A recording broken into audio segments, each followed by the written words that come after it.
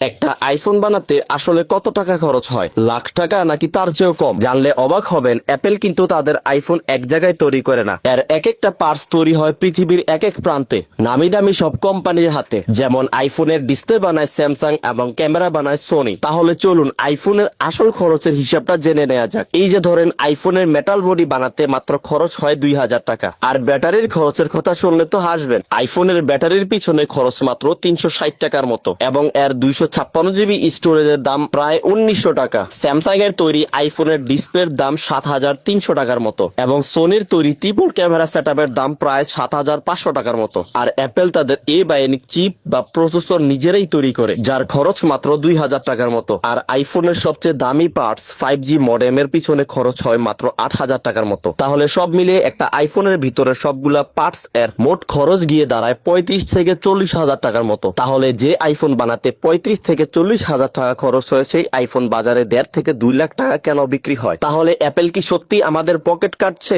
আসলে ব্যাপারটা কিন্তু তা নয়। শুধু পার্টস এর দাম এবং ম্যানুফ্যাকচারিং কস্ট দিয়েই একটি আইফোন তৈরি হয়ে আমাদের হাতে পৌঁছায় না। এর সঙ্গে যুক্ত হয় কোটি কোটি টাকা গ্লোবাল মার্কেটিং খরচ, international shipping, iPhone store management, হাজার হাজার কর্মচারীদের মোটা অঙ্কের বেতন, প্রিমিয়াম বক্স এবং ওয়ারেন্টি সহ ওয়ার্ল্ড ক্লাস কাস্টমারদের সাপোর্ট। এর পিছনে আইফোনের বিশাল অঙ্কের টাকা খরচ হয়। এই বিশাল খরচের পাহাড় যোগ হওয়ার পরই আইফোনের দাম আকাশ ছোঁয়া হয়ে যায়। আর অবশেষে অ্যাপেল ব্র্যান্ড নিজে তাদের প্রতিটা আইফোন থেকে প্রায় 30 থেকে 40% প্রফিট মার্জিন রাখে, যা অন্য কোনো স্মার্টফোন কোম্পানির তুলনায় অনেক বেশি। তাহলে এই খরচের হিসাব জানার পর আপনার কি মনে হয়, আইফোনের এই চড়া দাম কি আসলেই জাস্টিফাইড? তা অবশ্যই কমেন্ট বক্সে জানিয়ে যেতে ভুলবেন না। আর আমাদের চ্যানেলে নতুন হয়ে থাকলে এ ধরনের টেক, গেজেট এবং আনকমন রিভিউ ভিডিও দেখতে চাইলে অবশ্যই চ্যানেলটি সাবস্ক্রাইব করে যাবেন।